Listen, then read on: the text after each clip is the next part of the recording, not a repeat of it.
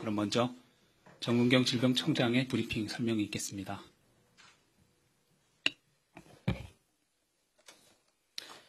안녕하십니까. 질병관리청장입니다. 4월 29일 정례 브리핑을 시작하겠습니다. 먼저 예방접종 관련 주요 사항을 설명을 드리겠습니다. 어제는 1차 접종자가 22만 729명으로 현재까지 280만 명 정도가 1차 접종을 완료해서 전체 1차 접종 접종률은 5.5%입니다. 이는 예방접종 역량 확대에 따른 것으로 예방접종 시작 이래 하루 동안 가장 많은 분들이 어제 예방접종을 받으셨습니다.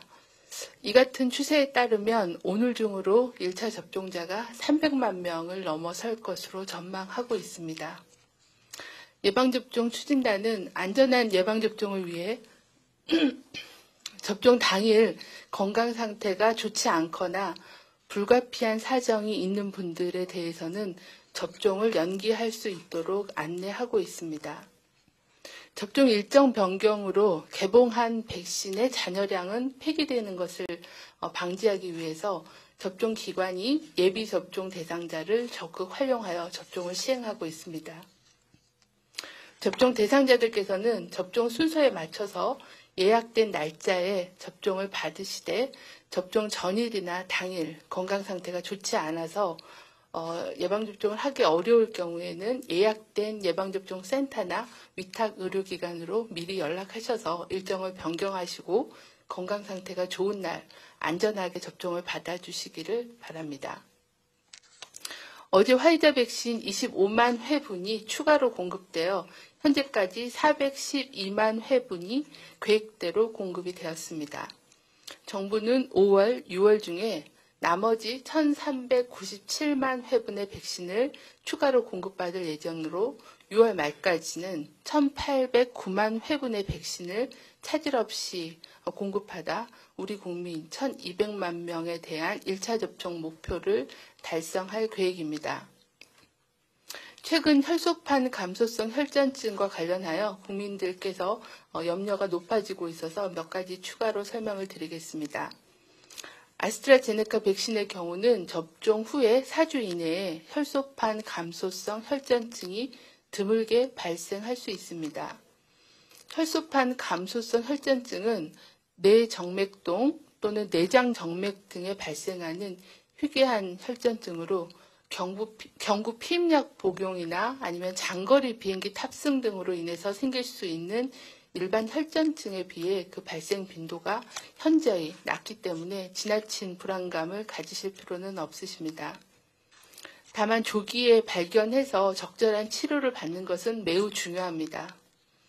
아스트라제네카 예방접종 후에 4일 이후부터 28일 사이에 지속적으로 나타나는 심한 두통이 있거나 아니면 시야가 흐려지거나 아니면 복부 통증 그리고 다리의 붓기 또는 주사 부위가 아닌 다른 신체 부위에 출혈성 반점이나 멍 같은 증상이 발생하면 지체 없이 의사의 진료를 받아주시기를 요청을 드립니다. 무엇보다도 예방접종을 통해 코로나19 감염 시에 발생할 수 있는 증상과 후유증을 예방할 수 있고 이는 나와 우리 가족 그리고 우리 함께 일상회복으로 돌아가는 첫 걸음이라고 이해해 주시고 순서가 되었을 때 예방접종을 받아주시기를 당부를 드립니다. 다음은 예방접종 완료자들에 대한 관리 지침에 대해서 설명을 드리도록 하겠습니다.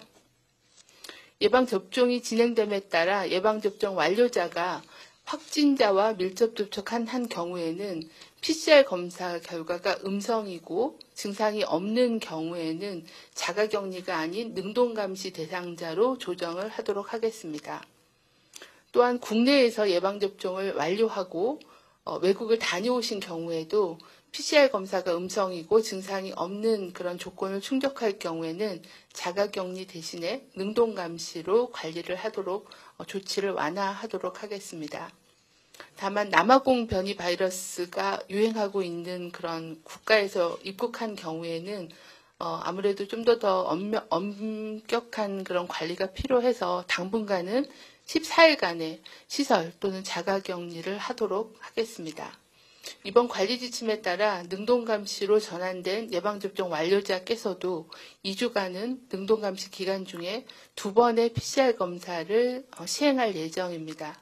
좀 더 그 근거가 좀 더 쌓이게 되면 이러한 조치에 대한 내용들도 수정이 가능한 걸로 보고 있습니다. 능동감시 대상자께서도 그 감시 기간 동안에는 전파의 위험, 어느 정도 발병의 위험이 어느 정도는 있기 때문에 생활 수칙을 철저히 지켜주셔야 됩니다. 이러한 수칙을 위반하는 경우에는 자가격리 대상자로 전환될 수 있고 이 개정된 지침은 5월 5일부터 시행할 예정입니다. 해외에서 예방접종을 완료한 분들에 대해서는 향후에 접종받은 국가에서 발행한 예방접종 증명서의 진위를 확인하고 검증하는 그런 방법을 마련할 예정이며 국가 간의 협약이나 상호주의 원칙이 적용된 국가부터 순차적으로 조정 방안을 적용할 계획입니다. 구체적인 사항은 정해지는 대로 브리핑이나 자료를 통해서 상세하게 말씀드리도록 하겠습니다. 다음은 최근에 식약처가 조건부로 허가한 코로나19 자가검사용 제품 사용 방법에 대해서 설명을 드리도록 하겠습니다. 우선 코로나19 자가검사용 제품의 사용 원칙을 말씀드립니다. 자가검사 키트는 식약처 허가사항에 따라 호흡기 감염 증상이 있는 개인이 신속한 확진 검사가 어려울 경우에 보조적 수단으로 사용하는 것이 원칙입니다. 아직은 무증상자에 대해서는 검증이 되어 있지는 않은 상황입니다. 자가검사 결과 양성인 경우에는 지체 없이 선별검사소, 선별진료소를 방문하셔서 PCR 유전자 검사를 받고 감염 여부를 확인하는 게 필요합니다. 또한 자가검사 결과가 음성일 경우라도 위음성, 가짜 음성이 있을 수 있기 때문에 방역 수칙은 반드시 준수하고 감염이 의심될 경우에는 유전자 검사를 별도로 확진 검사를 받으시는 게 필요합니다. 또한 유전자 검사 결과를 확인하기 전까지는 양성자인 경우에는 자가격리를 철저히 지켜주시기를 바랍니다. 국민들께서는 안전하고 효율적인 검사를 위해서 방역당국의 안내사항과 식약처의 허가사항 그리고 각 제품의 사용 설명서 등을 정확하게 이해하시고 사용해 주실 것을 당부를 드립니다. 특히 제품 설명서에 설명이 제시된 내용은 반응 시간이 초과하거나 또는 검사 시에 이물질로 오염된 경우에는 이런 비특이적인 반응에 의해서 양성, 가짜 양성으로 나올 수 있기 때문에 주의가 필요합니다. 또한 자가검사 전후에는 주변을 환기하고 깨끗하게 손을 씻고 검사를 해주시고 검사에 사용한 면봉, 키트, 장갑 등은 비밀에 밀봉하여 잘 폐기해 주시기를 바랍니다. 특히 검사 결과가 양성인 경우에는 바이러스를 전염시킬 수 있는 물질이 들어있을 수 있기 때문에 정확한 진단을 위해 선별진료소를 찾으실 때 이 검사 폐기물을 보건소에 폐기를 요청해 주시기를 부탁을 드립니다. 질병관리청은 이와 같은 자가검사 제품의 사용 원칙과 유의사항 등에 대한 안내 자료를 정리하여 질병관리청 홈페이지에 공개하였습니다. 국민 여러분들께서는 관련 제품을 사용하실 때 유의사항에 대하여 정확히 이해하시고 안전하게 활용해 주시기를 당부를 드립니다. 다음은 코로나19 관련 건강정보 빅데이터 구축 관련 사항입니다. 질병관리청은 오늘 오후에 국민건강보험공단과 공공기반 빅데이터 협약을 체결합니다. 이번 협약에 따라 코로나19 예방접종 정보, 코로나19 확진자 정보 등의 정보를 국민건강보험공단이 가지고 있는 건강정보와 연계하여 코로나19 빅데이터를 구축하고 이를 분석해서 정책적인 근거를 마련할 계획입니다. 특히 코로나19 예방접종 후에 이상 반응에 대한 포괄적인 감시 체계를 마련하고 코로나19 예방접종자의 코트 구축을 해서 연구용 데이터베이스를 생성해서 장기 추적을 할 예정입니다. 또한 코로나19 환자 코트 구축을 통해 연구 목적 자료를 개발하고 분석을 공동으로 추진해 나갈 예정입니다. 이번 코로나19 빅데이터 구축으로 예방접종 이상 반응 감시 체계를 강화하는 등 백신 효과 및 안전성 연구를 활성화하고 국가 예방접종 그리고 감염병 관리 정책을 발전시킬 수 있는 그런 근거자료, 과학적 근거자료를 만들 수 있기를 기대하고 있습니다.